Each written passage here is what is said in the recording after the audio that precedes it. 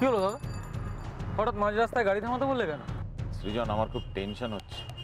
কিসের টেনশন দাদা? জানিস না কিসের টেনশন, বুঝতে পারছিস না? জানবো না কেন, টেনশন তো আমারও হচ্ছে। বড়দা, ছোট মাঝে একজন রুথলেস মানুষ, সেটা কি আর আমার জানা নেই? কিন্তু তুমি ওসব নিয়ে টেনশন করো না। ছোট মতো বলেছে যে অমিতকে ভয় দেখিয়ে ছেড়ে দেবে। তো গুন্ডারের অমিতের খুব বেশি ক্ষতি করবে। কিন্তু অমিত তো একা নয়, লাবণ্য রয়েছে, ওই একরত্তি মেয়ে টুকটুক রয়েছে।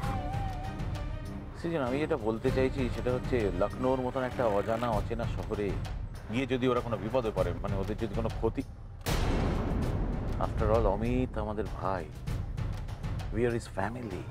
সেই জন্যই তো আমার এত চিন্তা দাদা। আচ্ছা দাদা, একটা কথা বলো তো, যে আমাদের ভাই হয়ে অমিত এরকম সৎ পুলিশ অফিসার হলো কি করে?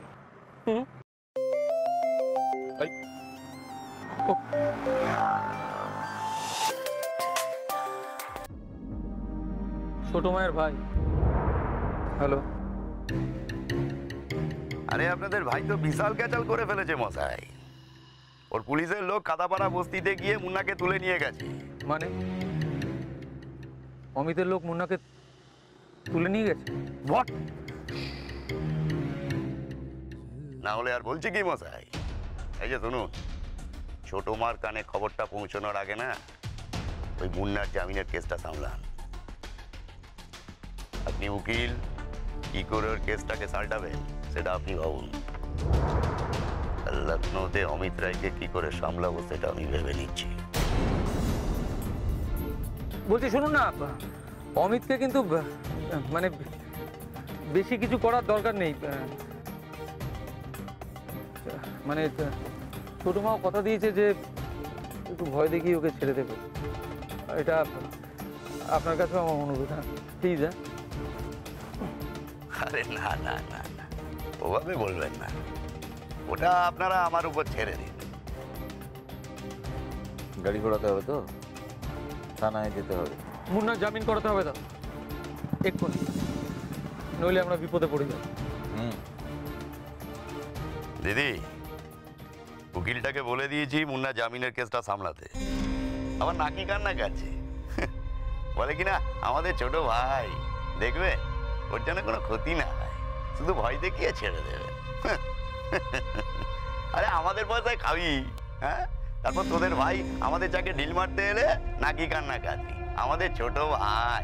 আরে ইমান বলে কোনো বস্তু আছে তোদের ভাই?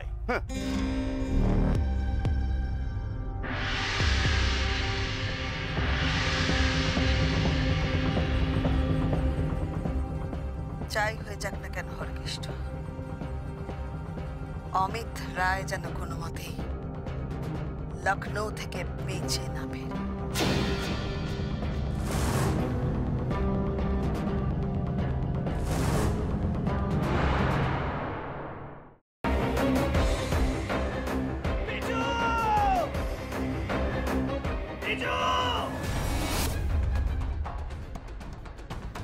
কি করে করতে পারলে তুই?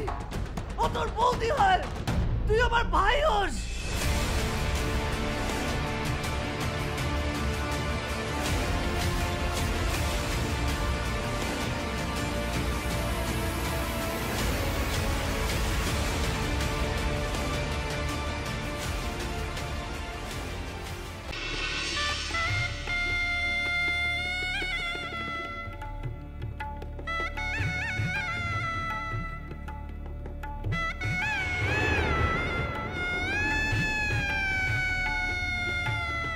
বুঝতে পারছি না আরো একটা বড় ব্লান্ডার করলাম কিনা। কি বড় মামু? আমি ওদের 20 লাখ টাকা দিয়ে দিয়েছি। সে কি কথা? কেন? তোমার কিন্তু কথা ছিল এই কথাটা 5 কান না করার। যাই বাবা, তাড়াতাড়ি বজরংবলীর পূজাটা দিয়েছি। আমি লাড্ডু না দিলে তো বজরংবলীর ব্রেকফাস্টই খাওয়া হবে না। আরে বাবা, এবার তো কোল থেকে নামাও। ও হ্যাঁ হ্যাঁ, আর যা বললাম মনে রেখো।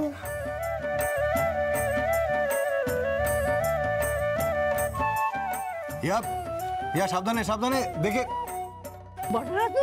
আমরা চেষ্টা করছি যাতে ওকে যত তাড়াতাড়ি সম্ভব। জোর দিয়ে বলতে পারেন কি ওকে জীবিত অবস্থায় পাওয়া যাবে?